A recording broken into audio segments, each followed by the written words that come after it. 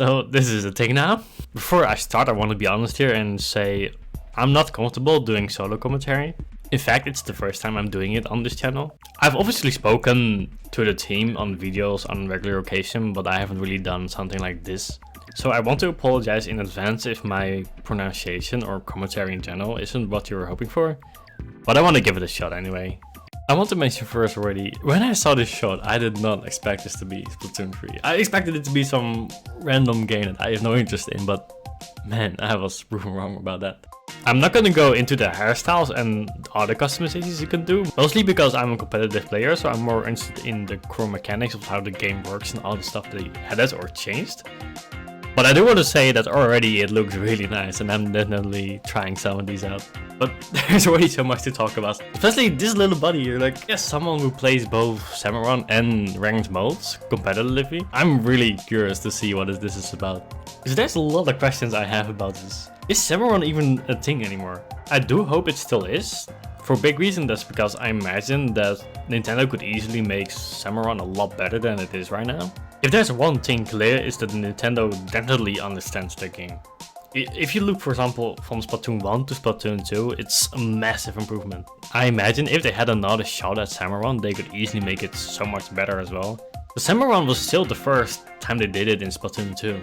But yeah, it's worth wondering, is Samurón even gonna be a thing anymore as we know it? So about the games itself, there's a lot of stuff going on already. First of all, we have a bow now. I was already hoping they would add this in Splatoon 2, but it unfortunately never became a thing.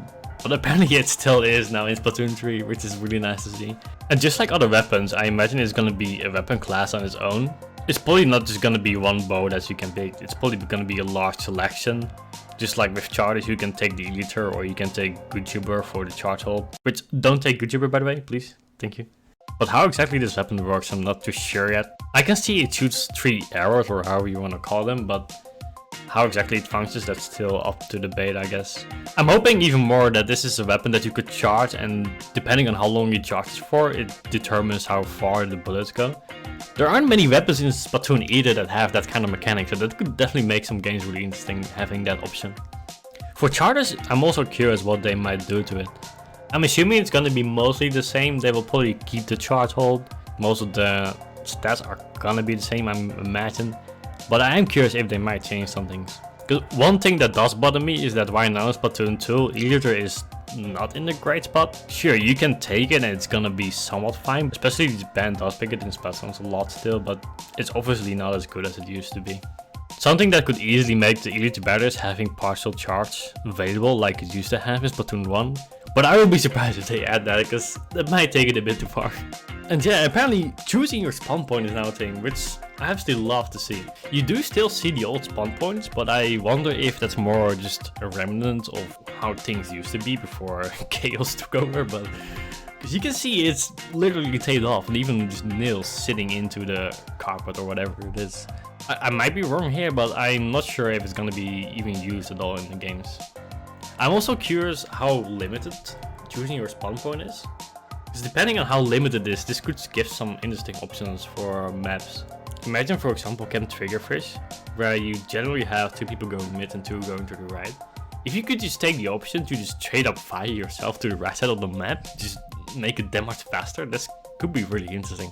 Apparently Nintendo also added a bunch of more movement options, which is amazing, I think.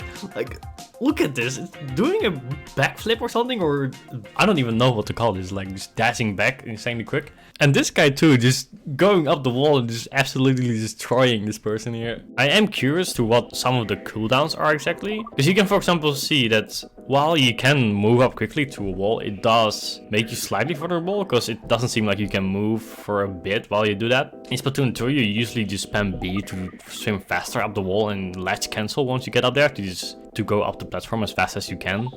So how to balance this out is something I'm curious in. Same thing for dashing back in your ink as well, which you saw earlier. I imagine substrafing is still going to be a thing where you can instantly cancel your momentum into one direction to go in another.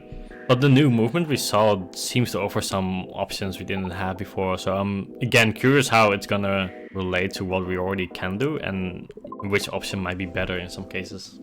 In terms of specials, it also seems like there's a lot of things that they've done. It seems in general that a lot of Splatoon 1 specials are making a somewhat of a comeback, but with adjustments. You now have the Inkzuka, which instead of a tornado, it seems to be a more range limited ball or something, I don't even know. And Killer Wheel seems to make some of a comeback as well. Like, you have these tiny speakers, which instead of having just one speaker, it seems to be like 8 or something, but just much smaller. Which, if they do bring back Killer Wheel, is actually a better decision. There's one downside that I think Killer Wheel had in Splatoon 1 is that you could, for example, just straight up claim an entire area just with the Killer Wheel on maps like Port, for example, where if you just have 1 or 2 Killer Wheels just going off, you can entirely secure an area by itself. And even worse for modes like Tower Control, if you just Killer Wheel the tower at the last second when you already have the lead, you can just take it for free. But people complain a lot that Stingray does this as well, but Killer Wheel is even worse, because with Stingray you can still kind of survive, or at least try to, especially if you have armor. If there's a Killer Wheel on tower, you're just straight up dead. You have no choice, you have to get out of there. 2022 is the release date so far that we know. It's probably gonna still be at least a year, which is gonna take a while, but honestly I'm pretty happy with that. Correct me if I'm wrong, but I think the Splatoon team is also the one that works on Animal Crossing. Considering they released the game not too long ago, I was expecting Splatoon 3 to take even longer. While it's still gonna take a while, I'm already surprised to see that this is a thing, and I'm really looking forward to it. Splatoon 2 can still be pushed a lot further as well. It is really well balanced, but in terms of how well we understand each mode, especially some of the more complex ones like climb bits or other modes, it's something we can definitely push further still in this game. But yeah, that's gonna be it for now. If anyone does have any feedback, feel free to let me know. I do care about the videos I make, and I want to make sure that it's something that you all enjoy as well. Because I really appreciate all the support that has been given so far, and making videos you enjoy is the least I can do to thank you all. So as always, thank you all so much for watching this, and I hope you're looking forward to Splatoon 3 as much as I am.